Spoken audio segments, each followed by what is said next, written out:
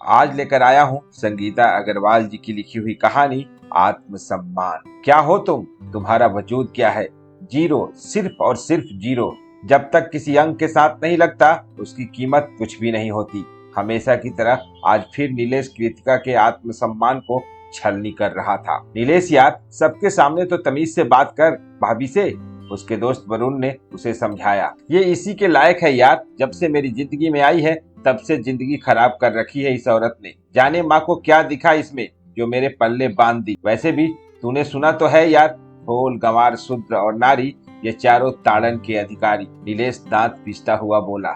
उसके चुप होते ही सन्नाटा छा गया वहां। अक्सर ऐसा ही सन्नाटा पसर जाता था जब नीलेश कृतिका पर गुस्सा होता था, पर तब बीच बीच में कृतिका की सिसकियों की आवाज उस सन्नाटे को तोड़ती थी।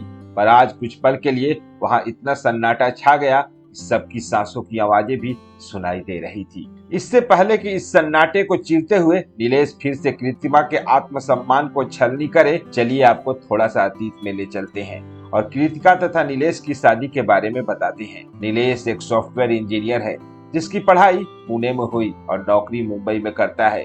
वो उसका परिवार मेरठ का एक सभ्य परिवार है, पर जब से नीलेश ने स्कूल खत्म किया तब से वो परिवार से अलग ही रहा है। मुंबई में अच्छी नौकरी, अच्छा रहन सहन, पार्टी मस्ती, यही नीलेश की दिनचर्या है।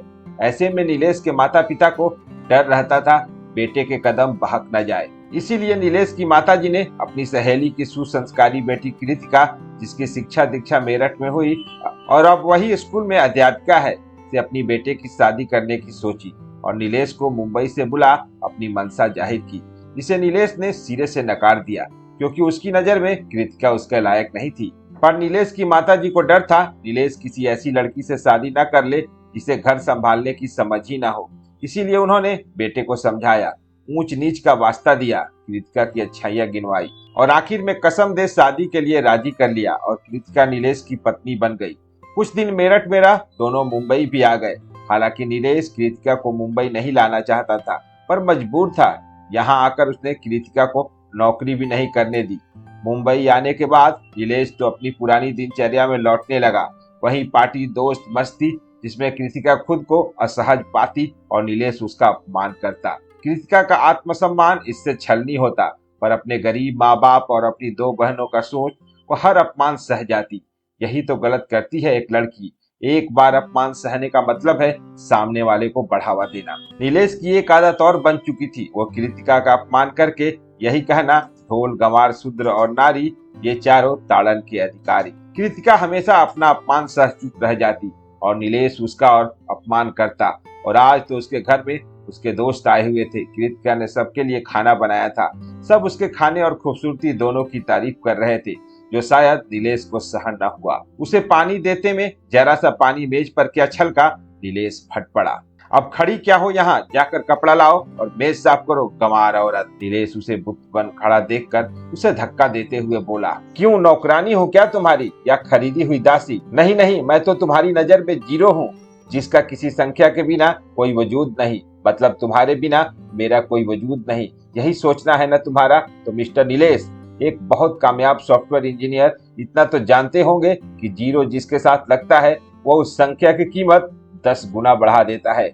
आज कृतिका का सब्र जवाब दे गया, क्योंकि अब तक उसका आत्मसम्मान बंद घर में छलनी होता था, पर अब पानी सिर से ऊपर चला गया था। क्या बकवास कर रही हो? नीलेश गुस्से में चिल्लाया। आवाज नीची रखिए मिस्टर नीलेश, वरना चिल्लाना मुझे भी आता है। आप खुद को बहुत महान समझ रहे हैं, पर भूल रहे हैं कि आपके इस मकान को घर मैं बनाती हूँ। रही बात आपके उस तर्क की, ढोल गंवार शूद्र और नारी ये सब ताड़न के अधिकारी, तो आप भूल रहे हैं ढोल बजता है तो सबकी खुशियां बढ़ाता है। गंवार को ताड़ने वाला खुद उसे बड़ा गंवार कहलाता है। शूद्र औरों को सफाई से रहना सिखाता है और नारी वो तो जननी है, उससे ही मानव अस्तित्व है। उसका ताड़ना करके क्या आप महान काम कर रहे हैं?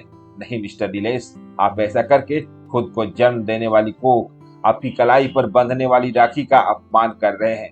आपकी नजर में नारी का कोई वजूद नहीं।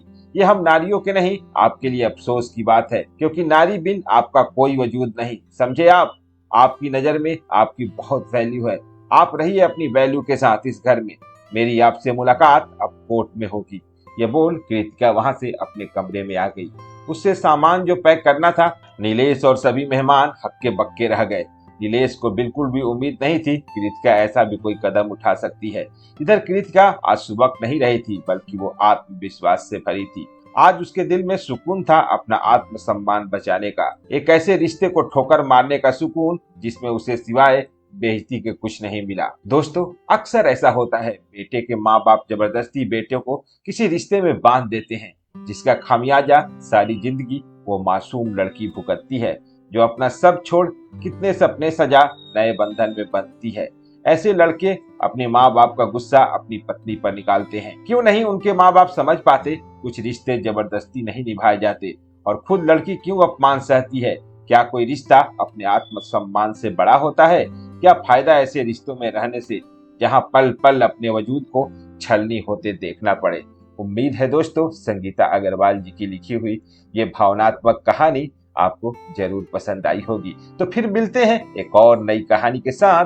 तब तक अपने दोस्त को दीजिए इजाजत। धन्यवाद।